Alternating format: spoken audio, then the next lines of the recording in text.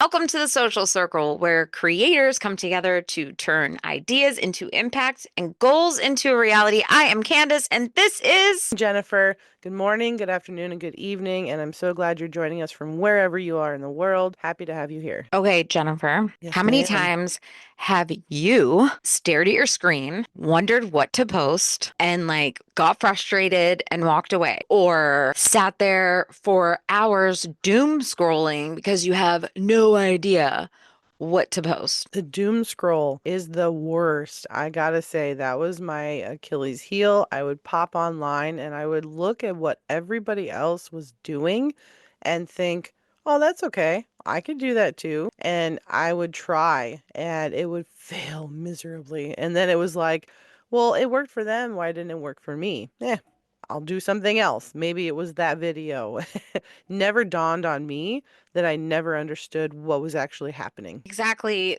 Same. And that's why today we want to help you take your ideas that you don't think can be turned into content and help you to where you're never going to run out. You're going to be able to come up with consistent content after this episode is done. That's Let's what we're get here into it. for. So the next part we want to introduce you guys to, if you haven't heard it before, it's called Circle Hacks, where we introduce bite-sized pieces of information that we have learned that was helpful for our content game, and it's going to help you level up yours. One thing when I was getting started in my journey was because I was watching and looking during my doom scrolls what everybody else was posting, I would actually go to that reel.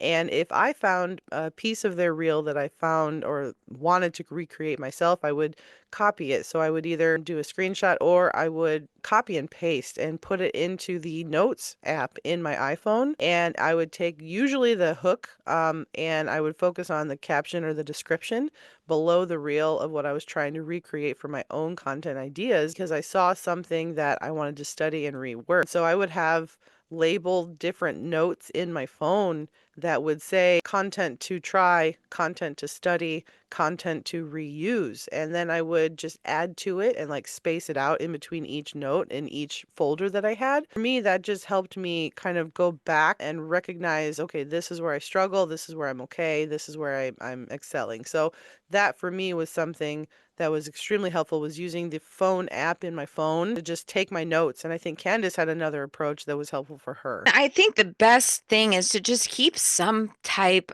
of way to keep track, right? Keep a list, keep a journal. I use screenshots. I did screenshots for pretty much everything. My phone was filled with screenshots because then I could take that copy and study it and understand why it was successful. And then I had all the creators' information if I wanted to go back and look at the video, if I wanted to reference them when I recreated their video, then I had their names. So, I kind of had everything I needed and it didn't cause me any additional work for me to Mhm. just screenshot. But there are so many ways you can do this, guys, right? Think about it. Yeah. Google Sheets. You could put it in your notes in your phone. You can do the screenshots. You can do voice memos to yourself in your Instagram phone. allows you to save to categories in your Instagram account too.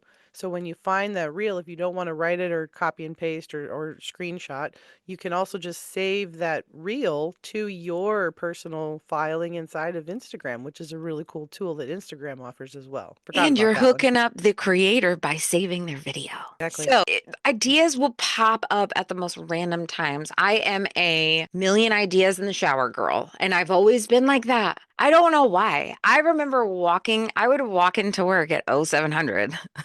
My friend Jennifer and I, not you, but my other friend Jen, she would come in and we would both be like, okay, so I got this idea in the shower for this program. Just because you're relaxed and you're thinking. So that's the time Mhm. where it's easy to have your phone right there and auto message, hell, record a video. It's Record just for it. you. Yeah. Just a way to keep that information in the back of your mind that you want to come back to at some point because all Yep. you're doing is learning and growing from all of these things. And then keeping your list also down the road gives you the opportunity to expand, to maybe niche down, to maybe select one or two specific things from that list and really hone in because that's where your content, like that's what your audience likes. You could use ChatGPT to help analyze that and ask, well, what are their most common problems, right? What are the 10 most common problems of this target audience? Boom. Keeping track of your ideas is vital to come back to. I've gone back and looked at so much of the stuff I wrote down in the beginning. It's really Like, very helpful, right? Not only are you organizing your own thoughts, but you're inevitably organizing your content strategy as you do these things. And this just helps you down the road, right? So it's a learning curve in the beginning to kind of figure out which option works best for you in your moment, right? But down the road, you're going to have all of this content to fall back to and be like, okay, so the way this person did their vlog, right? How they talked as an overtalk in the audio, how they had things popping up in the screens, whatever, right? It's just mhm. a really great resource for yourself to reuse again and add and build in your own content library as you're learning how to create this forever content, evergreen content. Evergreen. Okay, so let's talk about where to find content ideas because you can go two ways with this, right? You can go to the extreme left or the extreme right, meaning you can just get constantly overwhelmed with researching and fall into that hole, or you can be on the opposite end of it and not be doing any of this at all. So these are just easy ways that we have found that you can use to create content. And they're in things that you won't even think that are important enough to post content about, but they are. Number one, you're doom scrolling. You're paying attention to other people's videos. Maybe they're in your niche, maybe they're not. Go into their comments. What are people saying? What questions are they asking? What are they complaining about? What are they happy about? Those are all things that you can create content about. It gives you an opportunity to not only use those questions from other people's other content creators, you can also use the comments from your own reels and you can respond to them, showing more of who you are as a content creator and a person and a business owner and build your community. I totally agree with that. I've done that many times. And it's just when you're able, and you can do this strategically, right? You can plan out how you want to respond so that you can get even more engagement. So if you have one reel that did very, very well and has a lot of both positive or negative, you can plan out a week's worth of content daily responding to these comments and just drawing more attention to whatever it is you want them to do. So that's one really great strategy, which I love that you brought that up. And the other one that a lot of us forget to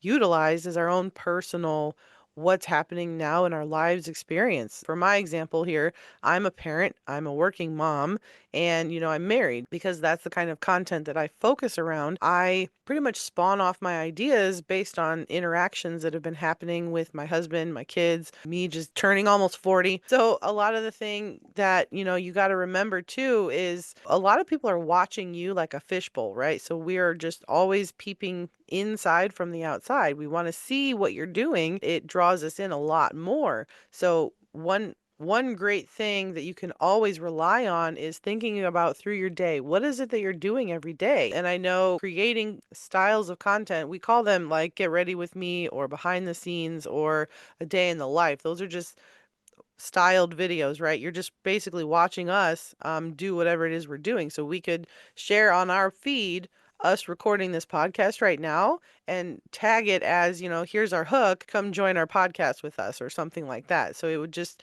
entertain people. They're also hopefully learning from whatever it is the content or the subject matter is in that context of the video. And Candace just had to remind me myself that I got my own content from something I've already been doing because I found that marriage funny is relatable and it gets a lot of attraction from people when I battle with my husband on things. I've found a format of a video that worked very well multiple times in a row Now I've decided to take that one piece and I'm putting in new subject matter, but it's still the same format and it's performing okay right now. And it's a new test, but this is all about finding one pattern that worked very well and then just replacing it with the things that are happening in your life that can be relatable if that's the kind of content you're choosing. It's just knowing the pattern. Sharing your personal experiences and what's going on in your life so people know the real you. I mean, Jennifer, we just talked about that with you. I could come up with one right now, having to be a parent of a teenager. Like, Exactly. I could come up with five things right now that are going on in my real life that happen or have happened in my real life that people could relate to. If I put the words correctly, it could be a hit. So that's the kind of things that you don't think about moving your seat, having to get into the car And all after the your mirrors are husband adjusted. and adjusting everything back to where it was. Yep. You don't remember that everybody else, Yep. possibly not everybody, but a large majority of people are probably dealing with the same thing. That one little personal, relatable thing you could make into a video or a reel, a mistake that you made. Oh A yeah. mistake that you made in your business or your niche or as a parent or in your life or whatever, something that you don't think somebody can relate to, but probably they can. Like, it's a big world out there on the internet. Get the number one, look into those comments. What is the audience asking? What feedback are they giving? Are they what good, bad, and different? Personal experiences. Use those personal experiences. The third one is going to be current things going on. That's going to be trends, newsworthy stuff, other viral reels or moments from content creators. You Super Bowl could, just happened. Kendrick Lamar is everywhere right now. And oh that's my what Super gosh. Bowl was early January? Yeah. And it's Right. now end of We're going on February. 3 weeks of me consistently watching that Super Bowl halftime show every single day. See, So, yes, my and family that's is going a little crazy. that's the part about you can stretch out a current event or a trend for a period of time until there's a next one. That's just a way to help add to your constant flow of content. Because if Kendrick Lamar, as an example, was super trending because of his messaging and the Super Bowl song that he had performed at halftime, and now there's like seven of his songs that are going viral because he and himself and his messaging are just people are connecting to that and they want to continue to see it until they don't. And that is a part of the flow of social media. And that's just knowing when to hop on a trend and when not to, which that's definitely something that we always share about. And being ahead of current trends Mhm. and events. For example, we will create sometimes a month in advance of holidays, Christmas, Thanksgiving, St. Patrick's Day, Valentine's Mhm. Day. Sometimes we, Jennifer and I, will put that content out earlier than normal because we know that it's going to come back around. It's going to be relevant SEO wise at some point. Another good example of this is when they came out with the tampon study. I don't know if you remember that. Last year, Mm. they came out with the study of tampons and toxicities and chemicals and things. And I posted a reel about it with very SEO. I was testing SEO specific and I put all the SEO things in there and it sat and didn't get much engagement. But when that story started to take off and people started to talk about it more on social media, that video rose and rose and then it started getting in the search engines. And so that's how you can work those current trends and events into your content while utilizing the SEO ahead of time. Yep, Pro tip. getting in advance of something is just adding to your skill level as a marketer, and it's something that can only help you. It can't hurt you. It may feel like it's hurting you because you're not getting immediate satisfaction from that, but down the road you're going to see that, just like she explained. I love that. So now you have three things that you can just look at in your daily life. Three easy things: the audience, your own personal shit, and current events. That's it. And you can create these lists and say, okay, well, this happened today. Oh, well, somebody could relate to this. Little comments you say to your husband and your kids that you don't think about, like the tone. Why are you speaking to me in that tone? Why are you talking to me in that tone? I Or don't like whatever. that. Hello, how many people can relate to that? Yep. So it's the little things that you should start Testing it. recognizing Yep. and see what Mm.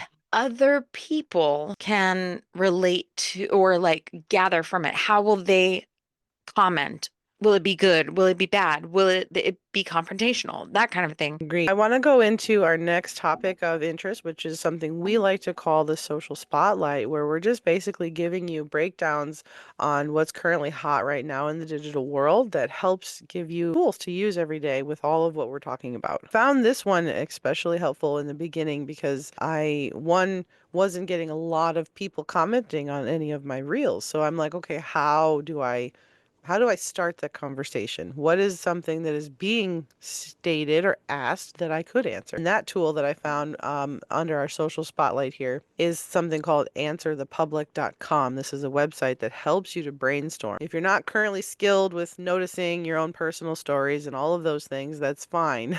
But if you're trying to get started with understanding how to brainstorm, answerthepublic.com in your niche is a very great helpful tool because it offers you multiple different responses that people are getting for questions that they're asking, and you're able to go in, kind of decipher what's taking a priority that you can answer. What knowledge do you have about that question that person has that needs an answer to? And how can you show that answer? It looks different for everybody, how, your personality comes across. I haven't used it in a little while, so I don't know if it's been updated, but you used to be able to do like 3 questions for free, and they also had a paid version. We'll put it in the show notes. If you're interested, go ahead and check it out. Pointing that out, like I mentioned before, different style of video matters. Besides Answer the Public, because I used the crap out of that in the beginning too. Something that I talked about with our group very beginning of 2025 when we talked about social media predictions was a new experience of content creation, this like vlogging, real life, behind the scenes type of things, just creators sharing their real life and the real struggles. And it's not this picture perfect, beautiful, $1 million house and like perfect car and all, it's just real life and real people living. And I've been seeing it creep in more and more now that we're at the end of February going into March. I believe that it's just going to continue to grow the vlogging and just the real life. What was the example that you showed us the other day? He's got All he did was get his lunch ready. That's all he recorded was himself. He started the video with him sitting at his desk, and all we're seeing is him typing on a keyboard, and he's putting timestamps. He said at the very top of his hook is, "Have lunch with me at work." And I'm like, "Ooh, okay."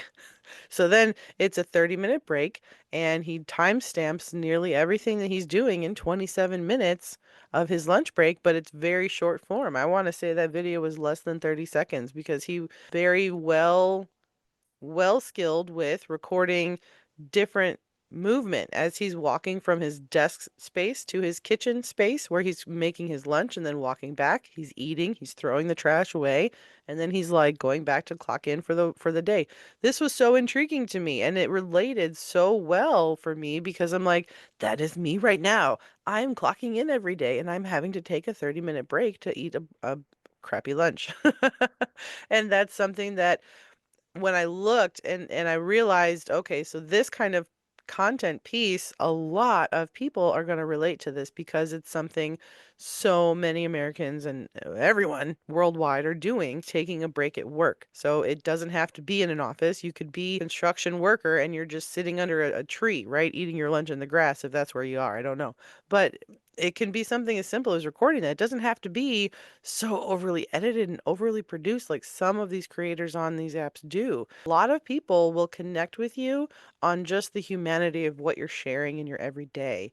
And that was something that I really enjoyed. So I'm currently in process of testing myself to see how well I can do. And I'm definitely going to talk about that inside the group. Speaking of the group, I want to highlight inside the VIP circle because yesterday we did week 2 of our boot camp, which is about being the brand. It all ties back into creating the content you want to create.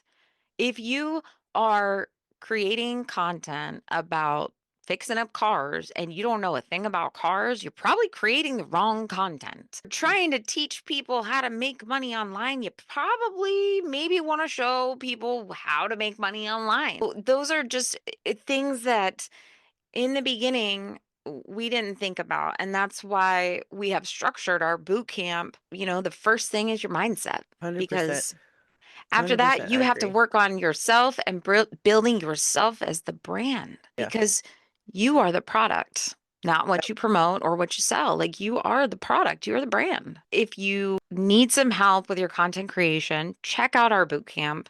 We give you 7 days for free. So it's a no-brainer. Just come on over, check it out, watch the videos, give us feedback. And if you don't like it at the end of the 7 days, you can leave. If you figured out how you're never going to run out of content and you want to tag us in that content idea that you're sharing, go ahead and tag us. My Candace is here at Just a Marketing Chick, and I'm over here at Jen_Radilak. That's my name, where we want to see your growth. We want to see your improvement. And if you enjoyed this episode, we want you to hit that subscribe button today.